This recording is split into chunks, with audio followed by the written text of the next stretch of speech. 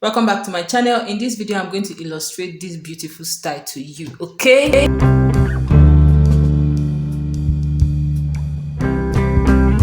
So I'm starting with the blouse part of this gown, and for the front part I have this pattern paper on the fold. So that's my bust point, my under bust point, and my blouse length is 2 inches away from my under bust point. Okay, now to start the neckline, the next thing I went ahead to do is from the middle I went ahead to mark 5 inches. You can work with 5.5 inches depending on how wide you want it. Then you're just going to connect that to the under bust point of your gown. Okay, from the center as well, I also went ahead to mark my shoulder point. I also did same thing at my bust point mark, and from there I just inserted my armhole curve. I went down by half an inch and I have my armhole slant there. Okay, so this is what the front part looks like. Very easy, very simple. The next thing I went ahead to do now is to mark my bust measurement, my under bust measurement, and my waist measurement at my blouse length point. Okay, so that is what I did here.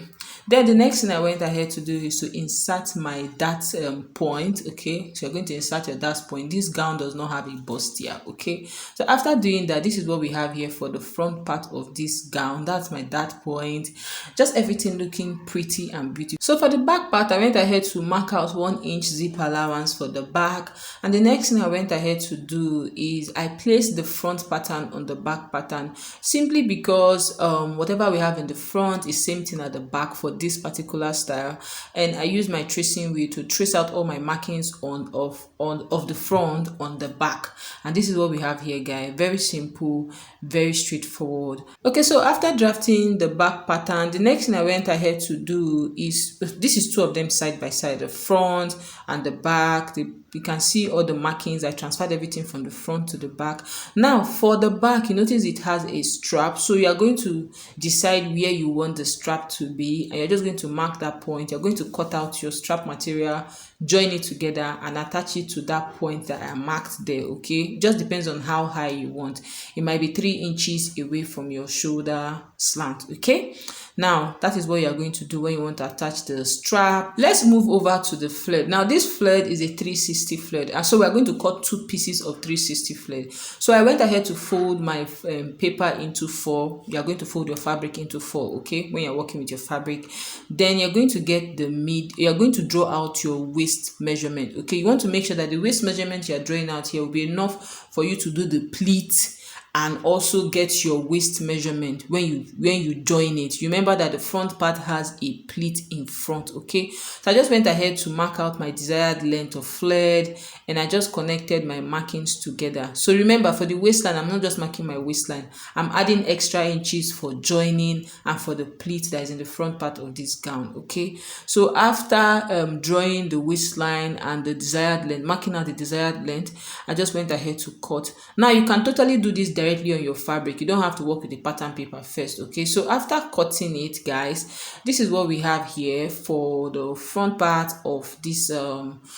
flared. Okay, so this is what we have here for the front part of the flared. I also went ahead to open up the side so that we can join it to the back part. So after opening up the slide, you can see how full the flared is. By the time you join it, it's going to give you this, you know, very full effect. Okay, now for the back part, I went ahead to do same thing. I folded my paper into 4, then I went ahead to mark out the measurement I need for the back part. You want to remember to add your allowance for the zip when you're also marking the back part. Okay, so I just placed the front on the back and I went ahead to cut it out. Okay, so after cutting it out, I also opened up the side. This is what we have here for the back, and I've also marked out my zip allowance. Okay, so for the front, like I told you, it has some pleat, so I went ahead to pleat the places that need to be pleated for the front, and I went ahead to join it to the back part. So that is how simple it is to cut, let me not say draft, to cut the front and the back part of this gown. So after this, we're going to go ahead to cut the sleeve part of this gown, and the sleeve part is a 180 flared. It is not a 360 flared. Okay,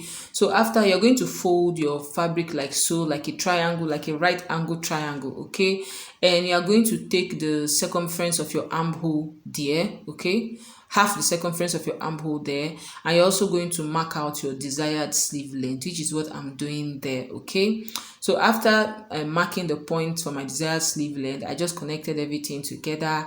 Then I went ahead to cut it out. Now, of course, before you cut the sleeve, you'd have joined the lower part, which is the flared part of this gown, and the blouse part of this gown together. So the sleeve is just like the finishing touch. Okay, so after cutting it, this is what we have here. So to kickstart the sleeve, you're going to pleat that area.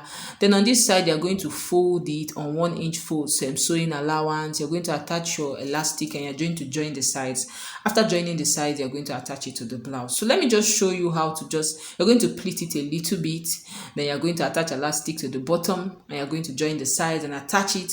And guys, this is the easiest way, the simplest way, and the fastest way to sew this style. Okay.